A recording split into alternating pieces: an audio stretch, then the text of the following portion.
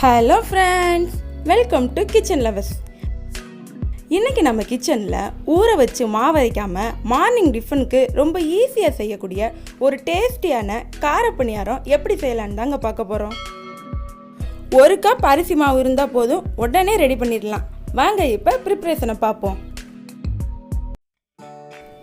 ஒரு மிக்சிங் பவுலில் 1 கப் அளவு அரிசி மாவு சேர்த்துக்கலாம்.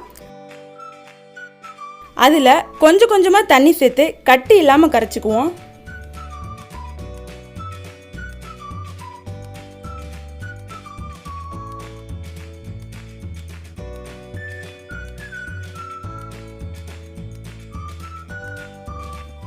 மூணு மீடியம் சைஸ் உருளைக்கிழங்க நல்லா வேக வச்சு மசிச்சு வச்சுருக்கேன்.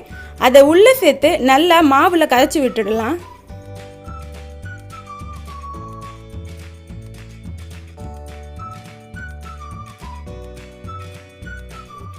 அதில் 1/2 ஸ்பூன் அளவு சோடா மாவு, தேவையான அளவு உப்பு, சின்ன சின்னதாக கட் பண்ண ஒரு மீடியம் சைஸ் பெரிய வெங்காயம், கொஞ்சமாக கொத்தமல்லி,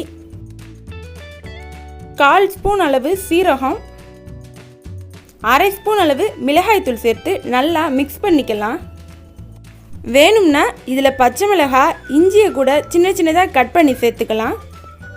கொஞ்சமாக தண்ணி சேர்த்து நல்லா மிக்ஸ் பண்ணிக்கோங்க. தண்ணி அதிகமாக சேர்க்காதீங்க, மாவு திக்காக இருந்தால் தான் பணியாரம் நல்லா வரும். இப்போ உப்பு செக் பண்ணிவிட்டு தேவையான அளவு உப்பை சேர்த்துக்கோங்க. சோடா மாவு ப்ராசஸ் ஆகிறதுக்காக ஒரு 15 நிமிஷம் அப்படியே மூடி போட்டு ஊற வச்சுருவோம். ஊறதுக்குள்ளே நீங்கள் சட்னி ரெடி பண்ணுறதா கூட ரெடி பண்ணிக்கோங்க. மாவு ரெடி ஆயிடுச்சு. இப்போ பணியாரத்தை ஊற்றி எடுத்துடலாம்.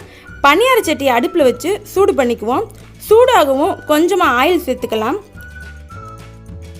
இப்போ ரெடி பண்ணி வச்ச மாவை கொஞ்சம் கொஞ்சமாக குழியில் ஊற்றிக்கலாம்.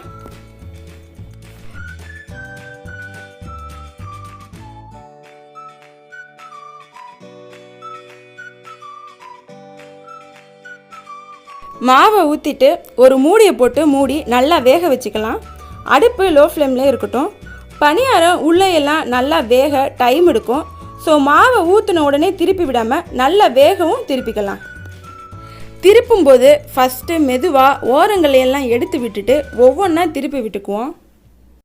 இந்த மாதிரி ஸ்பூனில் எடுத்திங்கன்னா பணியாரம் எடுக்கிறதுக்கு ஈஸியாக வரும். ஸோ ஸ்பூனையே யூஸ் பண்ணுங்கள். திருப்பி விட்டு மறுபக்கத்தையும் ஒரு 2 நிமிஷம் வரைய வேக வச்சு எடுத்துக்கலாம்.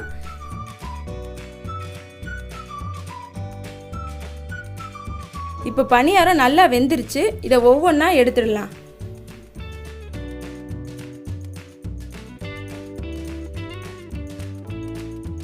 சட்னியோட சூடாக பரிமாற சூப்பரான இன்ஸ்டன்ட் கார பணியாரம் ரெடி.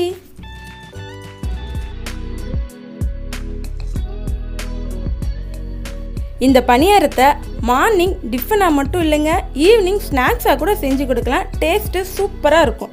இதை ட்ரை பண்ணி பார்த்துட்டு எப்படி இருந்துச்சுன்னு கமெண்ட்டில் சொல்லுங்கள். இந்த வீடியோ உங்களுக்கு பிடிச்சிருந்துச்சுன்னா மறக்காமல் அந்த லைக் பட்டனை கிளிக் பண்ணுங்கள். அப்படியே உங்கள் ஃப்ரெண்ட்ஸோட ஷேர் பண்ணுங்கள்.